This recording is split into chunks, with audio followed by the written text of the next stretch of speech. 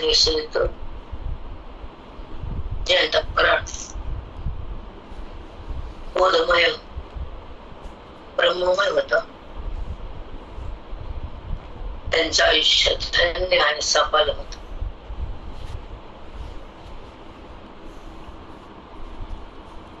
म्हणजे ज्ञान हे अंतःकरणामध्ये फलीभूत होत आणि जीवन आणि मोठ म्हणजे कल्याण. कल्याण त्याला माध्यम साधू आणि त्याला माध्यम श्रवण यांच्या संबंधाने आपलं भाग्य उजळतं. एक साधू, एक श्रवण आणि एक स्वरूप त्याला एकत्र येतात. त्याला मंगलमय जीवन म्हणतात, अमंगल नाही. अमंगल म्हणजे वासना, अमंगल म्हणजे इच्छा. वासना मुक्तीची, इच्छा सत्संगाची. ज्या श्रवणामध्ये बुद्धीचा उच्चांक वाढतो आणि मन रामाला भिडत, तेव्हा संगम होतो जीवाशिवाचा. प्रत्यय येतो आत्मसुखाचा आणि संभ्रम जातो जगताचा. सहवास लागतो परमात्म्याचा आणि सहवास थांबतो अनात्म्याचा, नामदेहाचा. बुद्धी सहवास सोडते,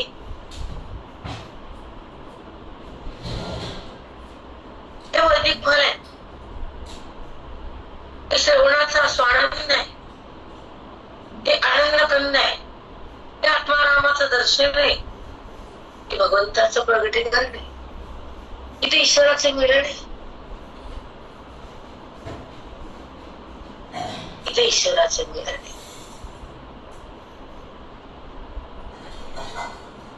तो आनंद गाण आहे आणि आम्हाला देहाचं भान आहे.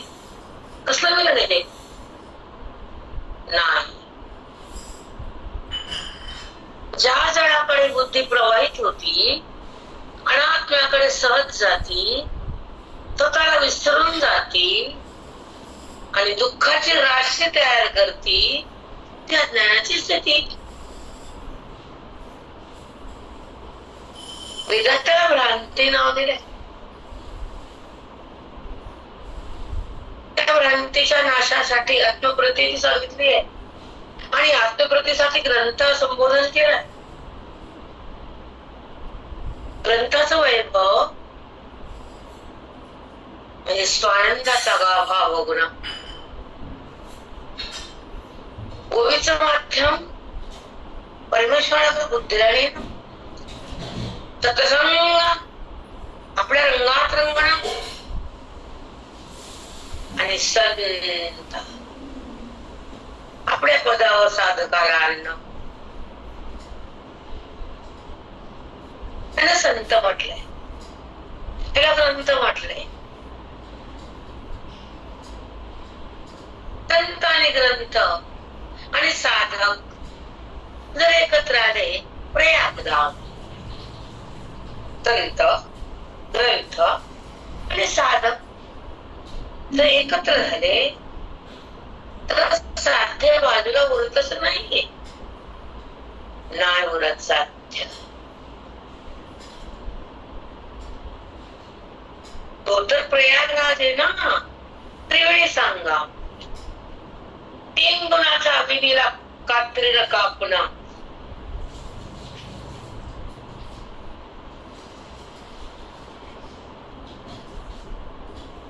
ते संगमावर कार्य करावं साधकाने. 3 गुणाला कापावं आणि गुणाच्या परिबुद्धीने यावं, आत्मारामाला सहज पाहावं, त्याला म्हणावं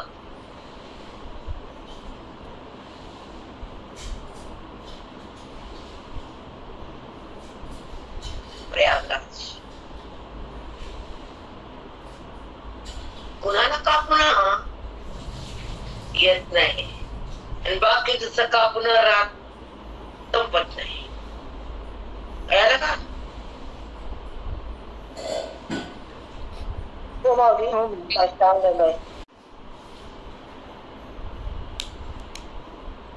म्हणजे बुद्धी गुणाला भस्म करते,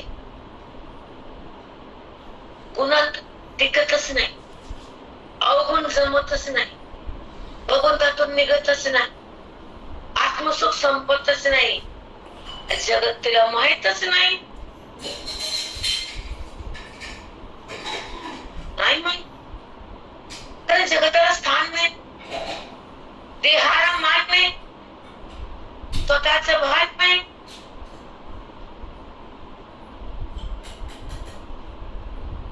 बुद्धीला स्वतःच भान नाही ना, जगताचं ज्ञान आहे ना तिला, ते बेभान आहे म्हणून तिला ताण आहे, तर अभिमान आहे.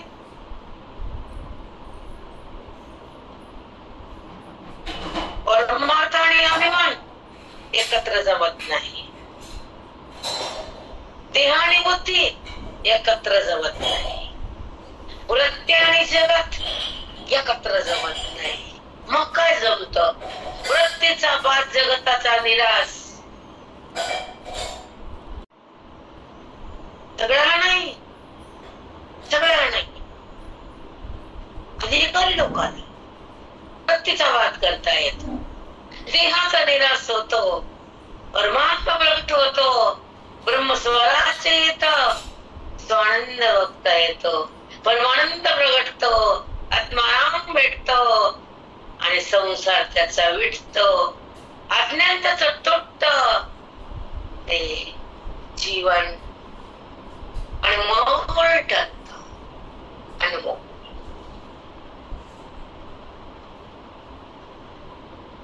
संसार करून विफल होऊ नये, परमार्थ करून सफल व्हा. वृत्तीला भगवंताकडच न्यावं का विषयाकडं का नात्याकडं? नाही, वृत्तीला श्रवणाची धार पाहिजे, बुद्धी ब्रह्माकार पाहिजे, तंत्राचा अंतःकरणात आधार पाहिजे. अंत महान आहे, ग्रंथ छान आहे, बाकी सगळं गाण आहे. हे संसारी माकड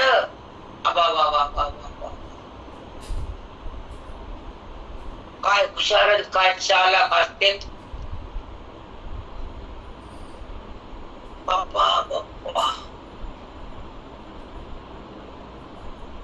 हे माकड तालावर नाचणारे विषयाच्या बेधुंद अज्ञानाच्या नशेत नाचते. तुम्हाला कळत नाही का? चट कळत आम्हाला. तुम्हाला वाटत ना काहीच येत नाही. हा, आम्ही लय हुशार. वा, आम्ही हुशार. संसारी माकड त्याला टंगड्या मारतात विषयाला बघून. भगवंताला बघून नाही, विषयाला बघून.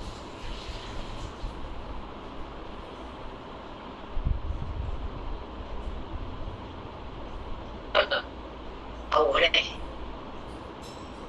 साधना आमची सोपी, सत्य आमचं सहज आहे, परमात्मा आमच्या जवळ आहे, त्याचा आमचा संबंध आहे.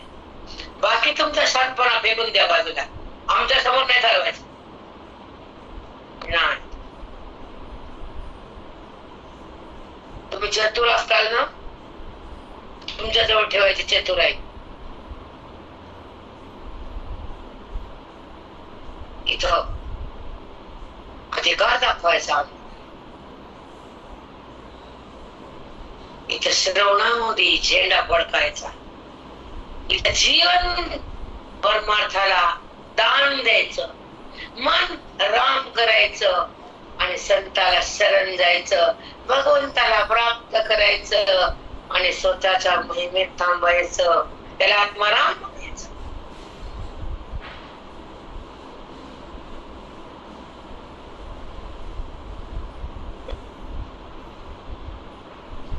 महाराज म्हणायचे, फुटाण्यावर फकीर खुश,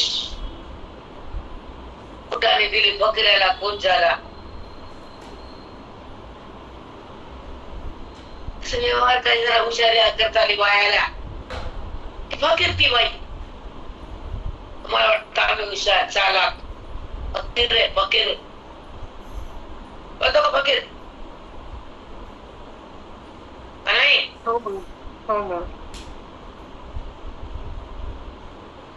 आवाज बंद झाले, झोपेल काय? फुटाण्यावर फकीर कळालं का? हो हो नाही. हो माऊली, हो माऊली. फणसाचं फळ फुटाणे, फणसाचं फळ फकीर, त्याला फुटाणे दिले की खुश, तुम्हाला विषय भेटले की खुश है की नाही. भौतिक विषय ज्ञानात्मक पदार्थ हे भेटणार धन, त्याच्यात सुख नसतं, पण परमात्मा सुख संपत नाही, याच्यातलं सुख मिळत नाही, ते जीवाला कळत नाही, म्हणून संत त्यांना कळवून देतात आणि ब्रह्मरस बुद्धीत देतात, आत्मारामच दर्शन करून देतात आणि त्या अंतःकरणाला त्या देहातून भिन्न करतात, त्याला साधू म्हणतात. पण माई तुमच्यासारखे संत मिळाल्यावर परमात्मा ना माई आत्मसुख तर मिळालं. रोज आत्मसुखाचा आनंद घेतो माई सकाळी सकाळी. हो खरे बराबर आहे. खूप सुंदर पाठवायला आहे.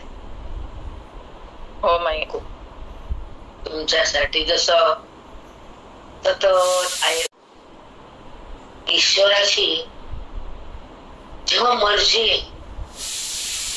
तो देतो, तर घेता येत नाही बेटा आपल्याला. सांगायचं का घेता नाही माई, मर्जी असल्या आवरण फक्त एकत्र आहे. बाकी सगळं तुमचं झालं, तुम्हाला आत्मदर्शना करता श्रवण भक्ती दान भगवंता. हो माई, जेव्हा संत भेटतात तर ईश्वराची मर्जी असते. नाही माई, तुम्ही मला एकदम सखोल जातो आणि पुन्हा तर श्रद्धाभाव समोर ठेवतो, तर भगवंत आपल्याला सांभाळतो. सांगा सांभाळतो की नाही. एक टप्पा पुढे गेला तुम्ही, कुरवाळतो यस्मा, खूप कुरवाळतो प्रेमान. दुसरे प्रेमाची गरज राहत नाही मग आईल्या. नाही श्रवण, ती भक्ती खरी श्रवणाची. तिथं अपेक्षाही नाही, तिथं उपेक्षा नाही. नाही नाही, फक्त आनंद बाई बस. यस मा,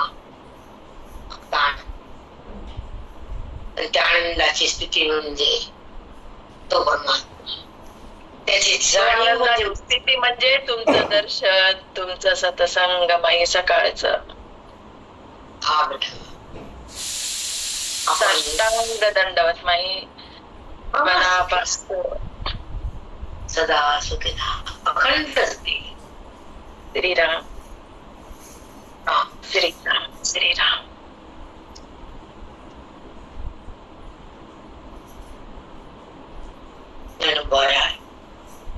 आणि त्यांचं अवतार कार्य, त्या कार्यामधली ज्ञानेश्वरी आणि त्याच्यातली छोटीशी ओवी आणि त्या ओवीचं चिंतन आणि त्या चिंतनातून बुद्धीचं मंथन आणि मंथनातून आत्मदर्शन, त्याला म्हणायचं चित्तासम समाधान,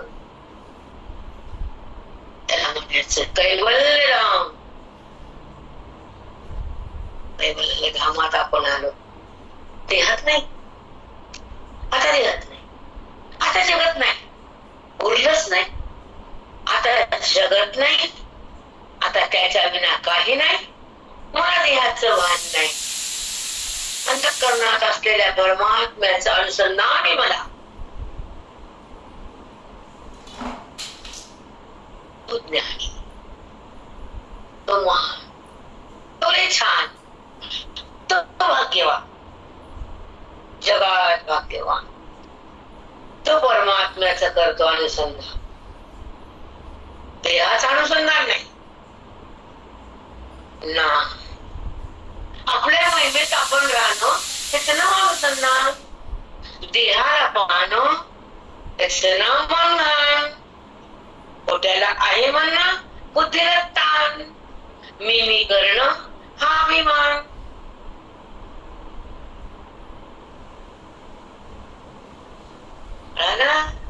हो माऊली, हो माऊली, अगदी बरोबर लागलं.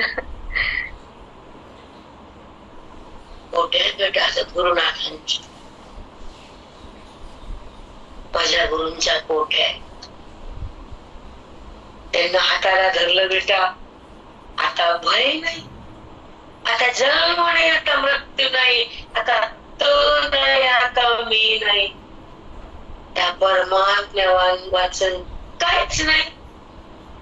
मृत्यूला यायचंच नाही, देहाकडे जायचंच नाही, स्वतःला विसरायचंच नाही, आत्मानुसंधान संपवायचं नाही, आणि जगताला भान, जगताचं भान आम्हाला द्यायचं नाही. आम्हाला आत्मदर्शनात राहायचं, आम्हाला विभान व्हायचं, आम्हाला रामरूप व्हायचं, आम्हाला रामाचं तीर्थ घ्यायचं.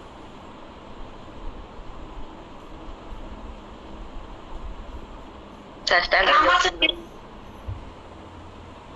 किती छान.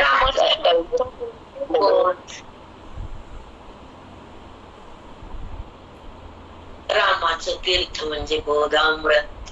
हे घ्यायचं बुद्धीच्या द्वारे, अंतर्मुख होणं आणि बोधाला घेऊन आत जाणं आणि भगवंताला पाहणं, आपलं रूप आपल्याला प्राप्त होणं आणि अरूप होणं, त्या आकारातून भिन्न होणं, निराकाराचं सानिध्य मिळणं, राम दर्शन. निष्धामाला राम गेले, तनूच्या काठावर आले, गुप्तार घाट गुप्त झाले.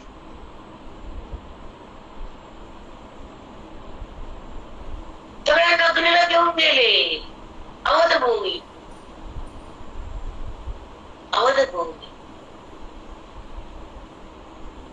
जिथं अज्ञानाचा वध करून बुद्धी भगवंतात लीन होती ते अवध.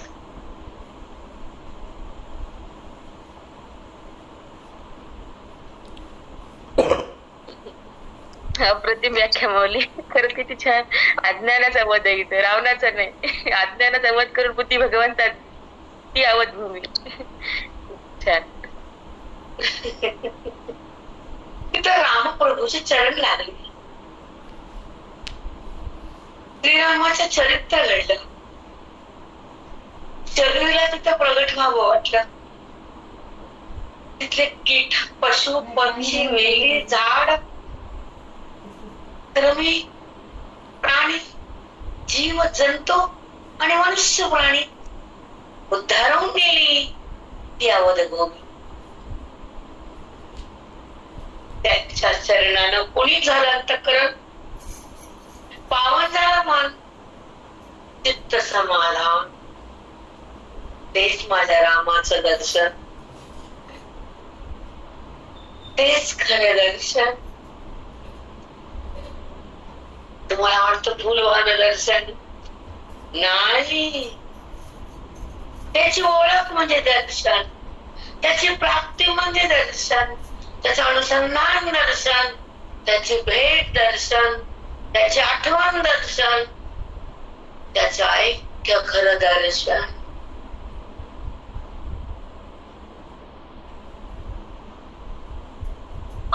पाहिला तिथं राम तुमच्यापासून बाजूला होतच नाही, बुद्धी देहाकडे जातच नाही, शून्य होती, निरामय बनते, रामरूपता प्रगट होती, देह बुद्धी बाधित होती, अनात्म्याची सोबत जाती, परमात्म्याची प्रतीती होती, ही खऱ्या रामाची भेट जीवाला घडती, मध्ये साधू असतात तेव्हा हे रामाची भेट आहे. राम म्हणा, कृष्ण म्हणा, दत्त म्हणा, हनुमान म्हणा, विष्णू भगवान म्हणा, सगळ्याला एकच जाणं, एकच जाण.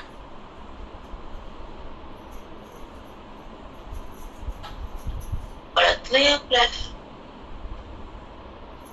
आई एक असती, मुलं 5 असतात. आई एक असती, मुली 6 असतात. पण 6 आई मुलीच्या आहेत ना. 6ला प्रेम आईचाच आहे ना. 6चा जन्म उदरातच आहे ना. तस जगताचा जन्म रामापासूनच आहे ना. हो, एकच. पण नाना संतती ती प्रगट करते, तिला पोटात वाढवते आणि प्रेम तेवढंच करते आणि निघून जाते. तिचं नाव माता. ती खरी सीता. प्रत्येक स्त्री सीता, प्रत्येक स्त्री सीता.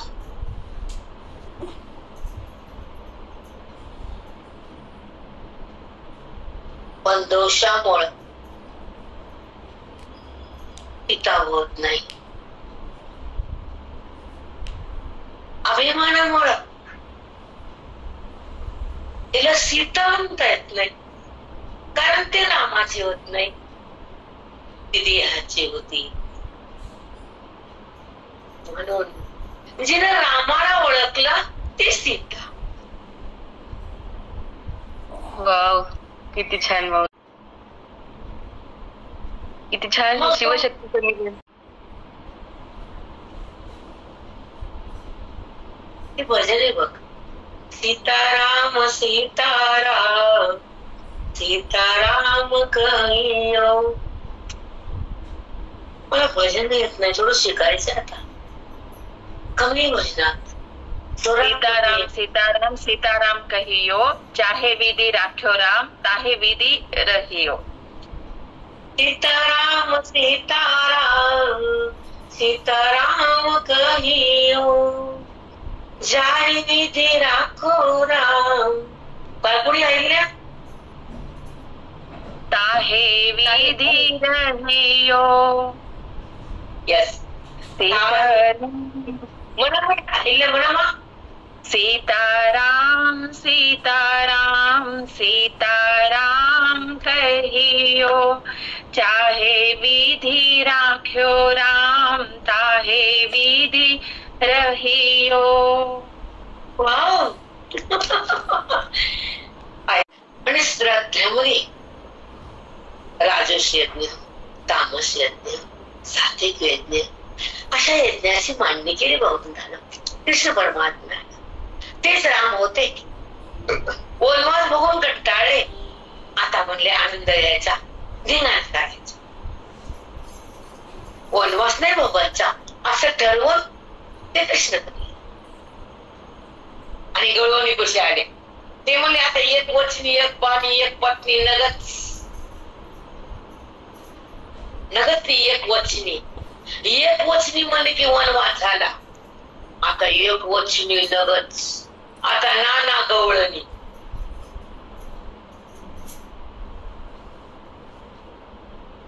आता धिंगाणा, आता यमुनाच्या काठावर माठ पडायची. आता रंगपंचमीच, आता होळीच, आता काही नाही, रंगाची उधळण नुसती. कृष्ण अवतार घेतला. मग आता कार्य बदललं. आता गीता द्यायचं ठरवलं. आता गीता पण द्यायची. आता यशोदा मातेची मांडी पण झोपायला घ्यायची. आता बंदीखाना पण तोडायचा. आता कंसाला पण फोडायचं. आता चला बदला घ्यायचा वनवासाचा. हो, आता वनवास नाही, आता आनंदाचा वास. आता द्रोणागिरी उचलायची.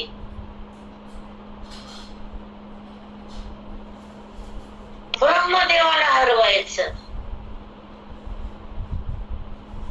इंद्राला बाय बाय करायचं. गोकुळात खेळायचं. मथुरे संहार करायचा. अर्जुनाला प्रेम करायचं. साधकाला उदाहरण द्यायचं. ओवीचं ज्ञान द्यायचं. पुन्हा नंतर माऊली बनायचं. आता कृष्ण व्हायचं. सगळं तूच का कर. देवा खेळ कोणा मीच, सगळं मीच. ज्ञानवा मी तुकोवा मी, कृष्ण मी, राम मी, द्रोणागिरी मी, जगत मी, जीव मी, शिव मी, कार्य मी, वृत्ती मी, जंतु मी, अणु मी, रेणू मी, चट्ट मी.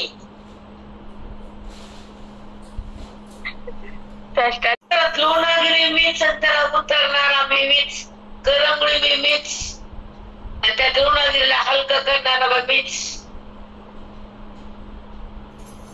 पण कुठं कळतं द्रोणागिरी कशी उचलली?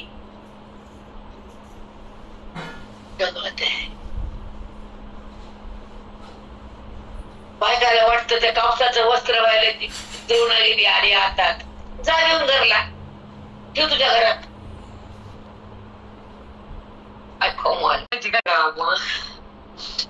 नाही बेटा, दिशा मिळाली नाही. दिशा नाही. आतापर्यंत कोणी असं काही सांगितलं ना, मला तर वाटायचं बाई आपण तर काहीच करत नाही. आपल्याला परमात्मा कसं जवळ घेईल.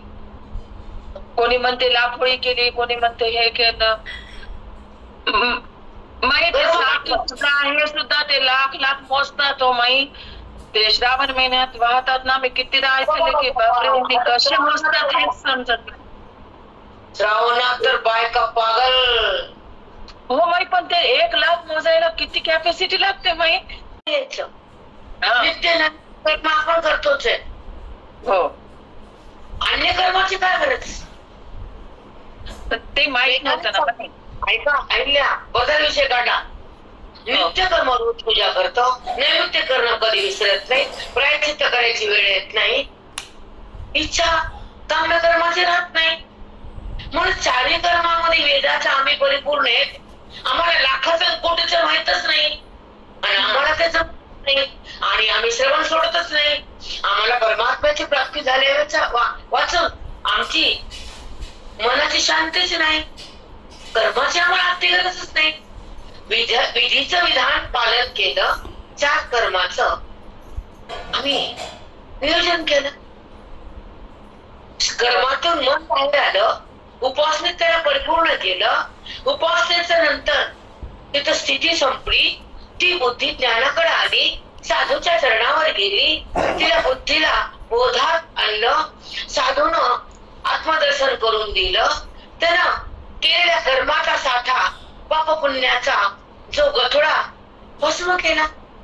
पुण्याचा साठा, पापाचा साठा हे जे साठवला होता, आणि वेदाचा मार्ग माहित नव्हता, देहाचा संबंध जात नव्हता, आत्मदेह आत्मलिंग प्रगट नव्हतं, जगाचा संबंध सुटत नव्हता, जगताचा प्रेम तुटत नव्हता, वासना सुटत नव्हती, बुद्धीला परमात्मा सुटत नव्हता, फक्त कर्मातून परमात्मा भेटत नव्हता, आणि श्रवणाच्या माध्यमातून हृदयामधला परमात्मा बोधाच्या सह्यानं प्रगट झाला.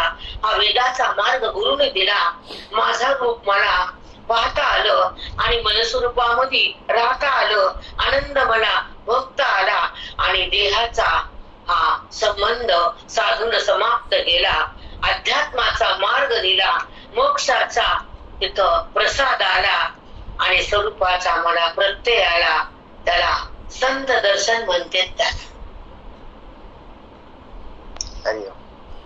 राम कर्मात किती थांबायचं?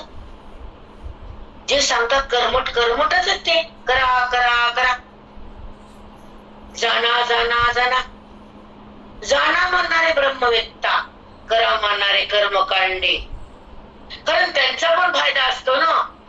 पंक्ती करा, अध्यय ग्रंथ पुस्तक घेऊन वाचन करा. त्याला कराशिवाय काही येतच नाही.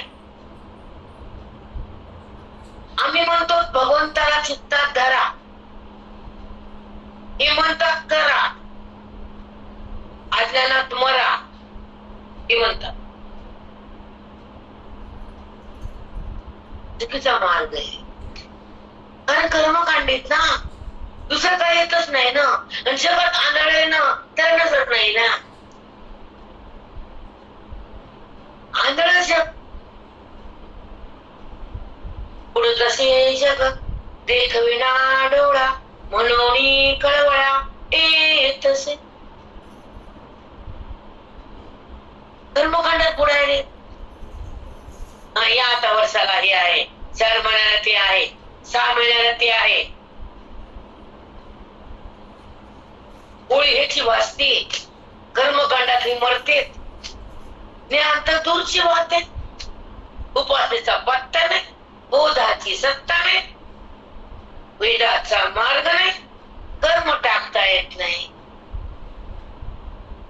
आणि ते आमचे गुरु पहिले इकडं कशाला आणि मरायला, तिकडच मर ना. कळालं का? सत्य कटू असतंय. कळालं? चरण लागले. ज्यांचा बोध आत थांबला, तर अन्य विषय का झाला आम्हाला? पतीने एक स्त्रीने पती झाला, अन्य पुरुष पती म्हणत नाही. नाही, इकडे बी हाय तिकडे बी हाय. अगं अशी कशी तुझी हाय आहे? वा रे वा. चुकीचा कर्मकांडा सुरू नका. अज्ञानाचा हक्कार होऊ देऊ नका आणि ज्ञान भक्ती सोडू नका. चिंतन कमी होऊ देऊ नका. चिंता चित्ताला शिव देऊ नका. इथं तर चिंता संपतच नाही. कोणाची कोणी चिंताला बाबा बाबा करा मग, करा चिंता. चितेवर जाऊस तर चिंता, भगवंताकडे जाऊस तर चिंता. आया समज मी? हो माऊली. चिंतनामध्ये जाऊस तर चिंता आणि चेतनाकडे जाऊस तर चिंता.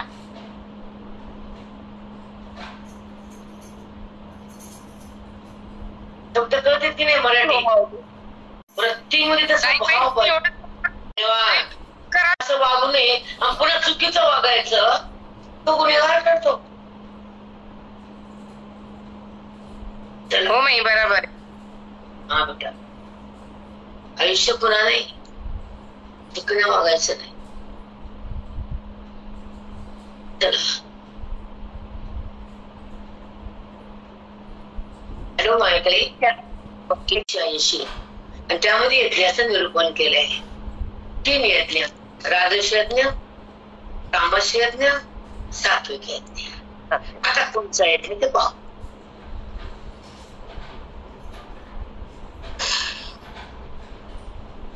चक्रावयव उचित लेणी पातली जैसी अंगाते. चक्र अवयव उचिते लेणी पातली जैसी अंगाते. तैसे पदार्थ जेतीच्या तेथे विनियोगुणी. बघा, चक्र अवयव ज्या अवयव आहेत तेच अलंकार त्या अवयवाला घालावेत. जर नथ असली तर डोक्यात ठेवू नये, भांगात ठेवायचे, गणत भांगात. कानातले असले तर केसात लावावे का? कुठं घालावं कानातले? गळ्यातलं गळ्यातच नाही, पण घालते म्हणली मी, घाल मग. पायातलं गळ्यात घालते म्हणली आणि गळ्यातलं पायात घालते आणि नाकातलं बांगडीला लावते आणि कानातलं डोक्यावर ठेवते. जमलं का? नाही जमलं. भगवंत काय बोलले आहे का? सकळ अवयवची ते लेणी पातळी जैसी अंगाते. ज्या ज्या अवयवाला जे जे अलंकार शोभून दिसतात ते तिथं घालावे. ठीक आहे. तैसे पदार्थ जे तिच्या ते विनियोग. तसं शास्त्राने सांगितलेल्या पदार्थाचा विनियोग ज्या कर्मात जसा सांगितला तसा करावा, मग यज्ञ पूर्ण होतो. हो माऊली, किती छान सांगितलं. आणि अशी ज्ञानेश्वरी वाचल्यावर कुठल्या ग्रंथाला हात लावायची गरज नाही. आपलं 12 भंडारा वाचतो, तिथं बिघड नाही, तिथं बिघड नाही, तिथं बिघड नाही, कोणतंच काही कळत नाही. कळत का काही? अभंग असतो, साधी श्लोक असतो गीतेचा, अभंग तुकोबाचा, श्लोक गीतेचा, ओळी माऊलीची, नाम देवाचं आणि आनंद परमात्म्याचा शेवटी भोगायचा. पण अभंग वाचला भावार्थ कळत नाही, ओवी वाचली बोध प्रगट होत नाही, गीता वाचली श्लोकार्थ समजत नाही, मग हृदयातल्या परमात्म्याची अनुभूती कशी येत नाही. म्हणून तुमच्या वाचण्यात लाजच नाही, खरंच नाही. वाईट वाटत असेल तुम्हाला माझं बोलणं, तिथंच खरे. स्वयंपाक्याला तुम्ही खाल्लाच नाही आणि बाबा तिने गाय कुठे ठेवला आणि ती म्हणते काय झालं, गायीनं खाल्ला की आणि पुण्य लागल की. हा, काय होतं, माणसाने नाही खाल्ला आणि माणसाला हाटलतला आणले की हाटलात आणि हे केलं गायला घातलं की. आता केलेलं गायनं खावं का माणसाने? खाव वाचून मन शांत झालंच नाही ना, होतच नाही. त्या स्थितीत आपण जातच नाही. ओवीच्या माध्यमातून आत्मस्थितीचा प्रसाद अंतःकरणात देतो आणि जीवात्मा त्या ईश्वराशी समरस होतो, आपल्या स्वरूपाचा संगम होतो आणि ते अनुसंधान घेतो, जगतो, देहाचं बांधतो, त्यागतो, असा अनुभव तो टाकतो, परमात्मा तो बनतो आणि आत्मारामामध्ये समरस होतो. तेव्हा त्याच्या अनुभूतीत तो राहतो. व्यवहार कोण पाहतो? राम. जगताला सारावं बाजूला चित्तातून आणि मग बघावं त्याला, मग बघावं. जगताला सारलं की तोच आहे, अज्ञानाला मारलं की तोच आहे, आवरण काढलं की तोच आहे, साधूकडे गेले की तोच आहे, बोधात आले की तोच आहे, वेदात गेले की तोच आहे, ओवीकडे आले की तोच आहे, माऊलीला शरण गेले की तोच आहे. आता कुठं मीच आहे? मी संपलो, तो बनलो, त्या स्थितीला गेलो, आत्माराम झालो.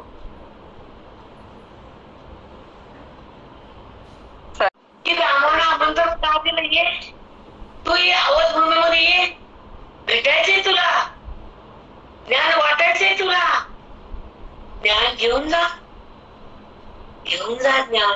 आई म्हणती गेलो तुला करून ठेवले नाना पदार्थ, तुला आवडीचे करून ठेवले, ये ना, राहू नको पण घेऊन जा. मी समाधान होईल ग, राहू नको पण घेऊन जा.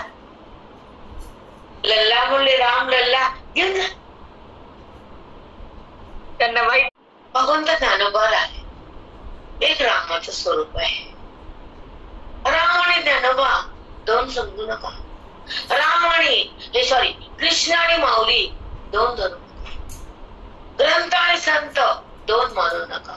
वेदांत आणि बोध दोन, मोक्ष आणि सुख दोन मानू नका. जगत आणि जीव दोन मानू नका. बुद्धी आणि देह दोन मानू. आवाज येत नाही. परमात्मा आणि ज्ञानेश्वरी दोन नाही. राम आणि ज्ञान दोन नाही. जीव आणि शिव दोन नाही. जगत आणि जीव भिन्न नाही. मी आणि तो जरी व्यवहार केला तरी त्याच्यामध्ये त्यालाच पहा. मी जरी म्हणला तो लागतो आणि तो जरी म्हणला तोच लागतो. म्हणणेपणा साडा सोडा आणि तुला मन जोडा. किती सुंदर बाई. दोन नाही. बुद्धी आणि भगवंत दोन नाही. मोक्ष आणि सुख दोन नाही. संत आणि ग्रंथ दोन नाही. सगळं एकच आहे. कृष्ण आणि ज्ञानेश्वर एकच. राम आणि ज्ञान एकच. जीव आणि शिव एकच. जगत आणि जीव दोन म्हणू नका. मी आणि तू एकच आहे. तिथे भिन्न पाहू नका. तुला मन जोडा. किती छान सांगितलं. सगळं मागचा वास्तविक काय सगळं जेवढे परमार्थाचे साधने त्याच हे फल आहे. अंतिम टप्पा म्हणजे श्रवण आहे. माऊली अंतिम टप्पा ते श्रवण, ते मनन, ते आत्मचिंतन, ते चिदघन. मन चिदघन करा. मन त्याला देहाचं वाण येऊ देऊ नका. त्याला विषयाकडं टिकू नका. त्याला घाण करू नका. त्या मनाला घाण करू नका. त्याला जाण करून द्या ईश्वराची. तर ती भक्ती अद्वैताची, ती स्थिती खऱ्या रामाची, ती प्राप्ती परमात्म्याची, ती अनुभूती परम सुखाची, ती दृष्टी वेदाची, ती सृष्टी सुखाची, ती वृष्टी बोधाची, अनुभूती परमात्म्याची आणि वृत्ती त्या ईश्वराच्या अभिन्न स्थितीची. त्या वृत्ती देहात आनंद नाही, कारण ती देहात उरतच नाही. ती शिल्लक राहतच नाही. ती रामाला समर्पित झाली. ती वृत्ती राम झाली. कुठं देहात राहिली बापा. मुलगी सासरी गेली, ओढ पतीची लागली, पित्याची थांबली. हे ज्याला कळालं त्याला मुक्तीचं धन मिळालं. हे ज्याला कळत नाही महामूर्ख.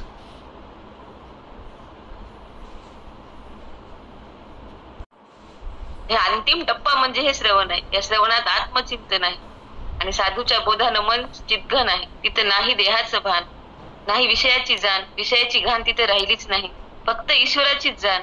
ती भक्ती महान, ती भक्ती अद्वैताची, ती स्थिती रामाची, ती प्राप्ती परमात्म्याची, ती दृष्टी वेदाची, ती सृष्टी सुखाची, वृष्टी बोधाची, अनुभूती परमात्म्याची, ती वृत्ती अभिन्न स्थितीची, ती वृत्ती रामाला समर्पित झाली, ती वृत्ती राम झाली, ती वृत्ती राम झाली. धन्यास दीन संत दर्शनास, धन्यास दीन संत दर्शनाचा, अनंत जन्मीचा क्षीण गेला, अनंत जन्मीचा क्षीण गेला. मज वाट त्यासी आलिंगन द्या, मज वाट त्यासी आलिंगन द्या. कदान सोडावे चरण त्यांचे त्यांनी आज दिला संत दर्शनाचा धन्य आज दिला संत दर्शनाचा आनंद जन्मीचा शील पूर्णाची पोळी मिळाली. ही पौर्णिमा होलिका तिची पूजा झाली. आनंदाची रस आली. घराघरामध्ये नाना रंगाची उधळण झाली.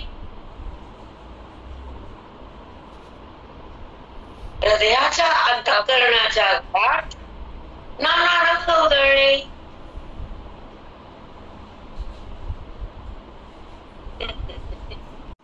मी थांबते. राम व्हावं, आत्मारामाचं विलीन व्हावं, बुद्धीने हे करावं. बुद्धीचा परमार्थ आहे, वाणीचा नाही. वाणीनं बोध आहे आणि बुद्धीचा अधिकार आहे. अधिकाराने त्याची स्थिती आहे आणि स्थितीत त्याची प्रतीती आहे आणि प्रतीत मुक्ती आहे आणि मुक्तीमध्ये ह्याची आहुती आहे. तो बाजूला जातो बुद्धीतून, त्याला आहुती म्हणतात. चमच्यातलं तूप खाली पडले यज्ञात भडका झाला, तसं मन पडलं ज्ञान यज्ञात अज्ञानाचा भडका झाला. होऊ दे, हृदयाची धन बनवू दे, अज्ञान संपू दे, ब्रह्मानंद प्रगटू दे, तुझा अनुभव सहज येऊ दे, देहाचा संबंध जाऊ दे. रामा अज्ञानाची होळी आज कर. मायापर्यंत 3-4 जणी संता वगैरे बोला, बाकीचे थांबा, कारण मला चर्चा करायची तुमच्याशी 2 मिनिटं. मंडळी